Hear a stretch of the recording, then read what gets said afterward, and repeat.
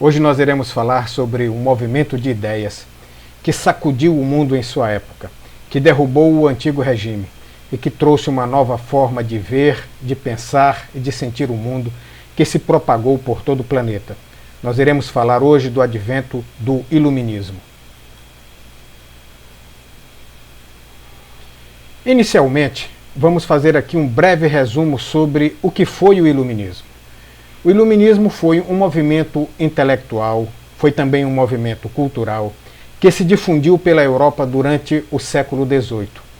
O Iluminismo procurava instruir o homem, tirando-o da ignorância e iluminando-o com a luz da razão.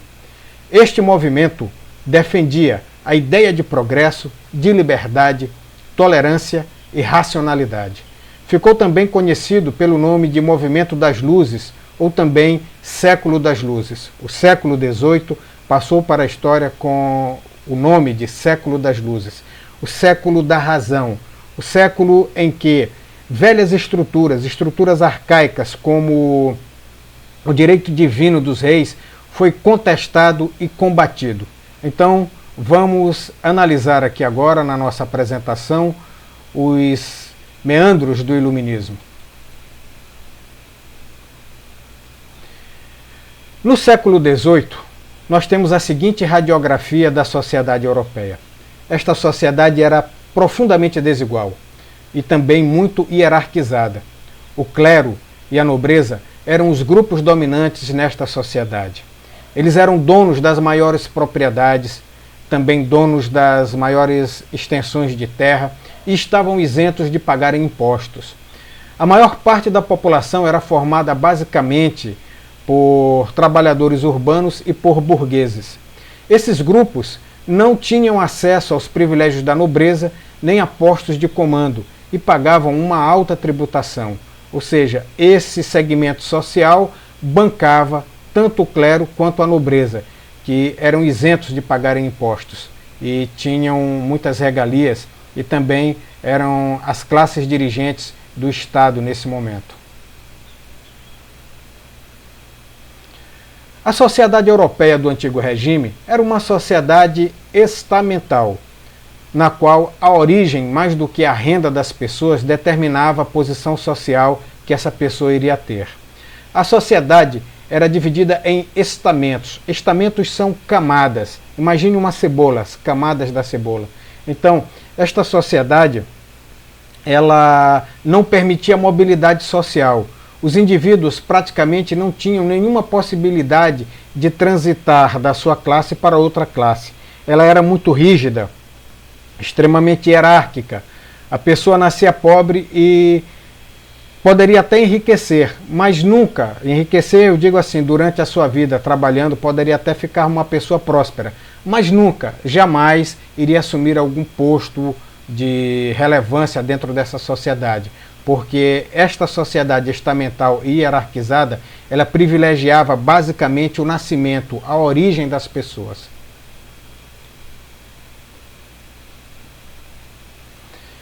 Nesse período formou-se na Europa um movimento de intelectuais, conhecidos como intelectuais iluministas.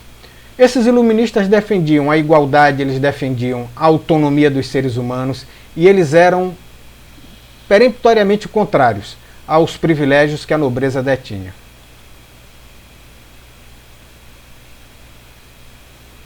Essas ideias iluministas inspiraram os habitantes de diversas colônias na América, como os Estados Unidos, que passaram a lutar pela sua independência, mas não só os Estados Unidos. As ideias iluministas inspiraram também a libertação do Haiti, elas inspiraram também a Conjuração Mineira aqui no Brasil, inspiraram movimentos de independência em geral em vários locais, em várias colônias. Ideias poderosas. Eu costumo dizer que as armas mais poderosas que a humanidade dispõe são as ideias. As ideias podem transformar o mundo.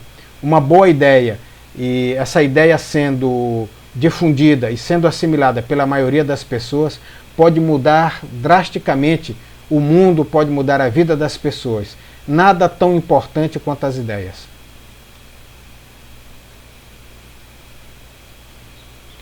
Falaremos do pensamento iluminista.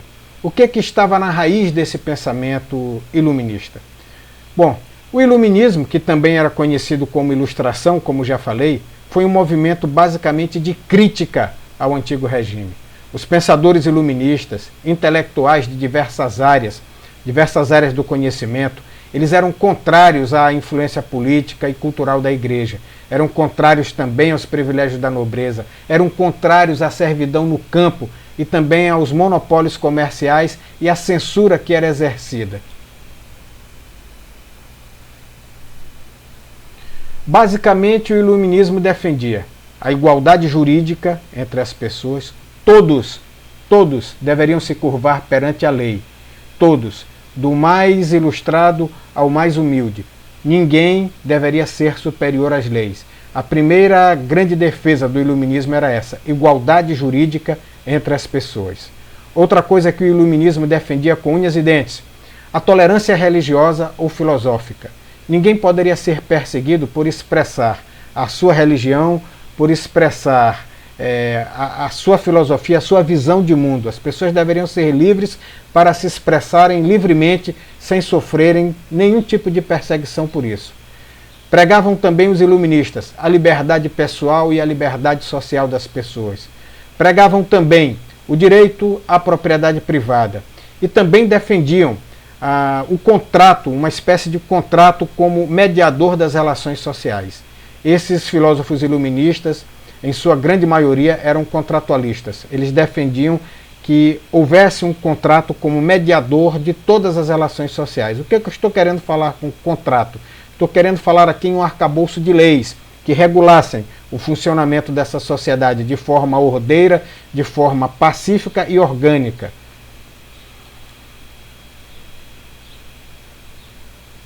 O que o iluminismo renegava drasticamente, o que eles combatiam? Os iluministas combatiam o poder ilimitado do rei, eles eram anti-absolutistas até a medula. Eles também eram anti-mercantilismo, eles condenavam a intervenção do Estado na economia. Também eram anticlericais, eles combatiam fortemente a influência da igreja na vida cotidiana das pessoas. Em suma, o iluminismo era um movimento racional, uma ideologia que procurava se impor pela racionalidade e não pela crendice.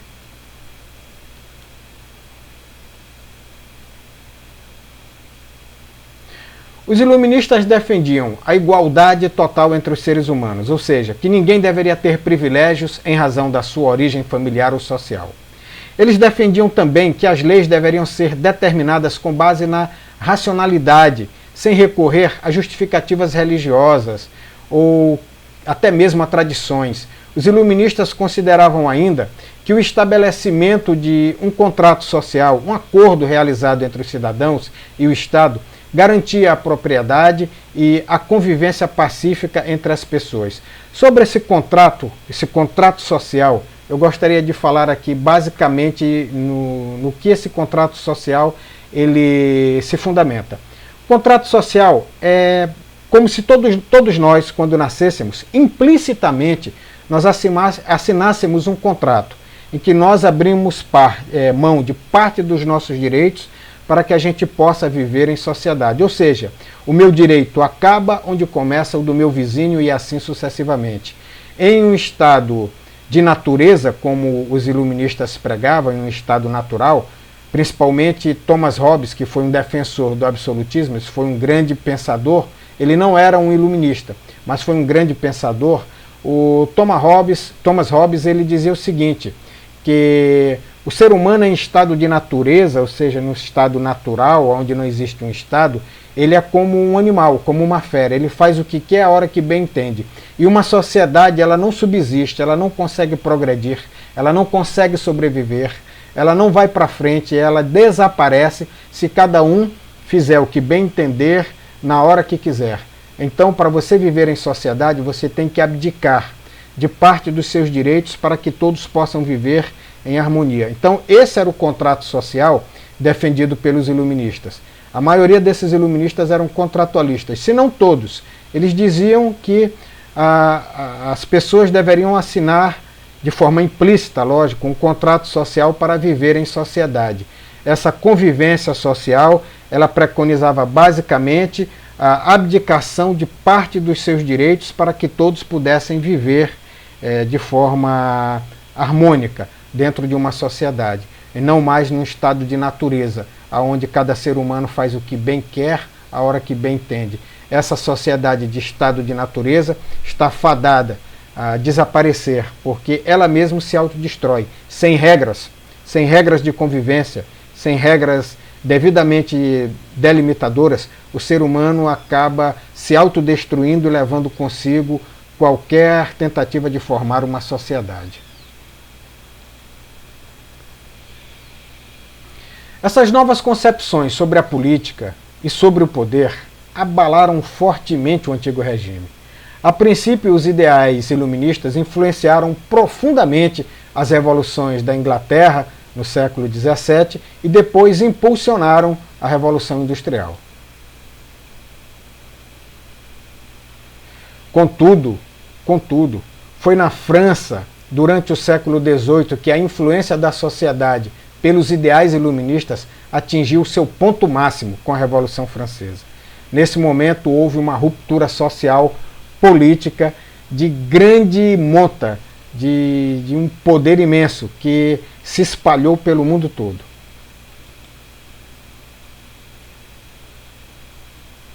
O iluminismo provocou mudanças políticas, provocou mudanças econômicas também. A sua influência também se estendeu para a educação, a cultura, a arte e a moral da época. Além disso, os ideais iluministas inspirariam movimentos de independência em muitas colônias da América, como ocorreu nos Estados Unidos, assim como já falei na Conjuração Mineira no Brasil. Ainda hoje, esses princípios são evocados por diversos movimentos sociais. Só para que vocês tenham ideia, o lema da Revolução Francesa era liberdade, igualdade e fraternidade. Vejam como esse lema é forte, como ele é totalmente embasado nos ideais do iluminismo. Os ideais iluministas influenciaram, como já falei, o movimento de independência nos Estados Unidos, influenciaram a Revolução Francesa, influenciaram fortemente movimentos de independência na América Latina, influenciaram também aqui no Brasil. Os ventos iluministas realmente foram tremendos.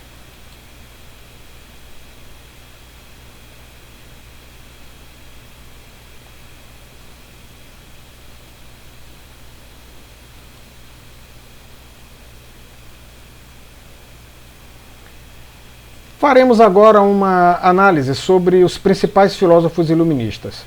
Segundo os pensadores iluministas, a razão, a racionalidade, deveria ser um instrumento utilizado pelo ser humano para compreender o mundo, para que ele entendesse o mundo, em detrimento do misticismo e da superstição.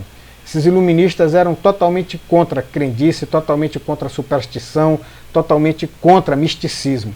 Para eles, o olhar deveria ser o olhar da razão. A racionalidade deveria estar antes de qualquer coisa. Vamos conhecer agora alguns filósofos que colaboraram e muito para o desenvolvimento do iluminismo e algumas de suas principais ideias. Comecemos pelo inglês John Locke. Aqui tem uma frase de Locke muito apropriada. Todo ser humano detém a propriedade de si mesmo, é dono de si mesmo. Sobre esta ninguém mais pode ter qualquer direito. Se você for analisar essa frase, você vai ver que ele se coloca contra a escravidão. Muita gente diz assim, mas ele tinha escravos. John Locke não era um homem de outra época, ele era um homem do seu tempo, um homem da sua época. A escravidão era legalmente aceita. Tá? A escravidão era legal, ele não fazia nada de ilegal. Porém, ele se colocou contra isso. Apesar de ter escravos, apesar de ser uma pessoa rica e bem posta na sociedade inglesa, ele era um homem de pensamento e ele via aquilo como uma espécie de depravação. Tinha escravos? Tinha, mas provavelmente, eu não estou dizendo isso porque eu conheci, porque estava lá, mas provavelmente devia ser um senhor de escravo bem humano, não deveria maltratar os seus escravos. Eu falo isso porque muita gente às vezes diz assim, ah, mas ele tinha escravo. Volto a dizer, ele era um homem da sua época, ele era um homem do seu tempo. Agora, o seu pensamento estava à frente. Tá? Ele, apesar de viver nessa situação, de estar em uma sociedade que aceitava a escravidão como normal, ele já via e escrevia sobre a escravidão como uma depravação, tá? O domínio de um ser humano sobre outro ser humano. Esta frase dele é lapidar. Todo ser humano detém a propriedade de si mesmo. E sobre esta propriedade, ninguém mais pode ter direito.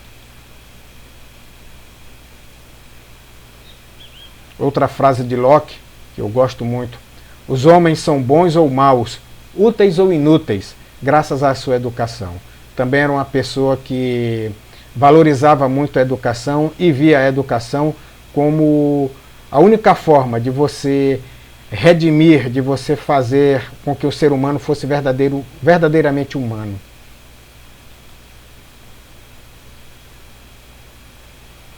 Mas vamos lá, o inglês John Locke defendia que todo ser humano tem direitos naturais, como a liberdade, a felicidade, a prosperidade, que deveriam ser garantidos pelos governos. Estes deveriam nascer, ou seja, os governos, de um pacto entre os indivíduos e a sociedade, que aceitaria ser governada então para superar os conflitos. Os governantes poderiam ser destituídos caso não correspondessem aos interesses comuns, ou seja, bastante revolucionário aqui o pensamento de Locke. Dizia que basicamente o seguinte, que ninguém poderia governar ninguém sem consentimento.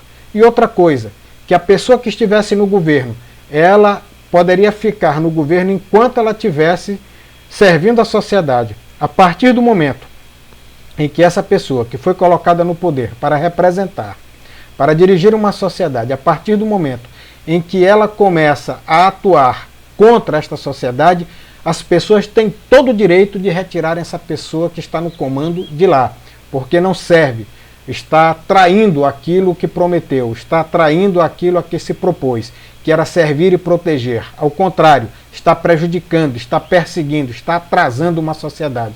Então esta pessoa não tem por que continuar lá. O povo tem todo o direito de retirar, do jeito que achar que deve retirar, tá?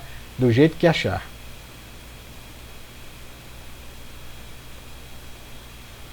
Vamos analisar aqui um outro pensador importante do Iluminismo, Montesquieu. Tem aqui algumas frases de Montesquieu. A injustiça que se faz a um é uma ameaça que se faz a todos. Bonita esta frase. A injustiça que você faz a uma pessoa em uma sociedade verdadeiramente livre, verdadeiramente democrática, é uma ameaça que se faz a todos. A partir do momento em que uma pessoa é pega, é tirada como exemplo, e essa pessoa recebe perseguição, tem os seus direitos vilipendiados, e a sociedade cruza os braços, ela não sabe com isso que ela está cavando a sua própria sepultura, porque é como se fosse uma espécie de balão de ensaio. Está sendo feita maldade a um ser humano, amanhã essa maldade pode se estender a vários outros seres humanos. Então a sociedade deve estar alerta, deve ser ciente de onde vive, deve ser ciente dos seus deveres, das suas obrigações e também dos seus direitos. Outra frase de Montesquieu: é uma experiência eterna de que todos os homens com poder são tentados a abusar. É verdade. Ele se colocava contra o absolutismo de direito divino, o rei detendo todos os poderes. Montesquieu foi quem criou a teoria da tripartição dos poderes. Dividiu o poder em três, para não deixar esse poder concentrado nas mãos de um único homem. Porque um homem, um ser humano, com um poder imenso nas mãos, para se tornar um tirano, é daqui para ali, é rapidinho. Enquanto se torna um déspota, um tirano, um perseguidor. O francês Montesquieu defendia a liberdade dos indivíduos. Ele defendia que essa liberdade deveria ser assegurada por um conjunto de leis e a existência de três poderes independentes para garantir essas leis. O executivo, que é quem governa, o legislativo, que é quem faz as leis, e o judiciário, que é quem julga todas essas leis, quem julga o funcionamento, o cotidiano desta sociedade, quem regula, quem observa ou melhor dizendo, observa as leis. Montesquieu viveu de 1689 a 1755. Ele dizia também que só o poder limita o poder. Como já falei, pregava a divisão dos poderes em 3 e esses poderes deveriam ter autonomia. E essa autonomia era que garantiria o cumprimento das leis vigentes e da liberdade dos cidadãos.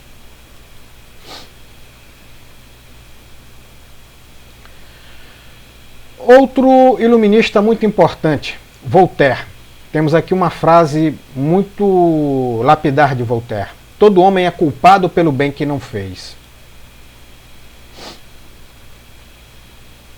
Uma palavra posta fora do lugar estraga todo o pensamento mais bonito. Outra frase de Voltaire. Para saber quem controla a sua vida, simplesmente descubra quem você não tem permissão para criticar.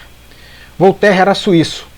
Ele criticava o absolutismo, criticava a Igreja Católica, defendia a liberdade de expressão como meio de livrar o povo da superstição e da ignorância.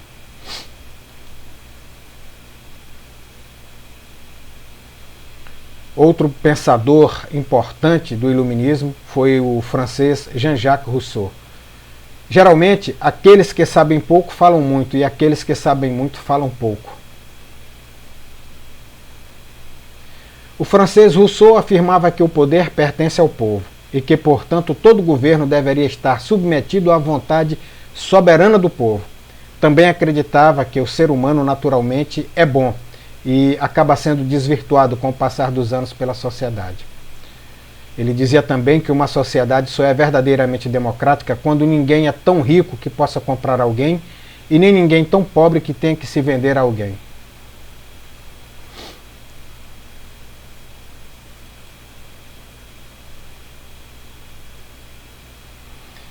Por último, para nós encerrarmos, eu gostaria de falar da enciclopédia, que foi um resumo panfletário das ideias iluministas.